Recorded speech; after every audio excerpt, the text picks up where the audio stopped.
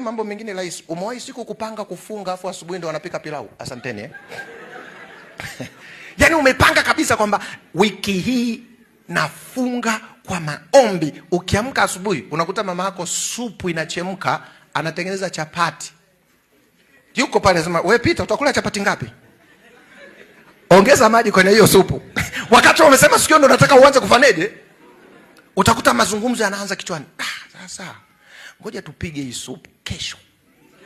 Yaani mimi kesho Mungu kesho wewe ni shahidi. Unapiga supu.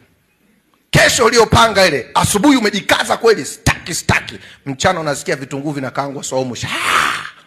Baadaye harufu kapilau na ulimuona mdogo wako, "Huyo kuku mumnyonyoe." Alafu ukipita pale sebuleni unakuta mama anakata kachumbari. Ametenda maajabu. Ya nini? Utakuta unaanza mwenyewe kusema, sasa pilau." Unajipromise tena. Alafu tulivyokuwa wajinga, tunajuaga yale mazungumzo ni yetu. Nikwambie kuanzia leo, mazungumzo yanayoendelea kichwani kwako ni wazo la Mungu au la shetani. Ila wewe unafanyaga maamuzi. Unasikia, "Oya, hiyo pilau imekaa sawa. Tupige leo pilau." Kesho utaanza. Utasikia sauti ya Mungu, "No, tuendelee." Sema, "Sawa.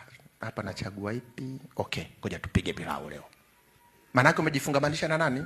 Nasikiliza, hatari kubwa ni kila unaposhindwa vitu vidogo ndivyo usivyoweza kushinda vikubwa. Narudia tena, shinda dhambi kabla ya kutenda dhambi. Kuanzia leo jipromise hivyo, anza kutawala.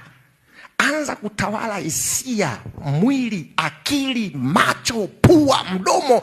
Anza kuvicontrol wewe.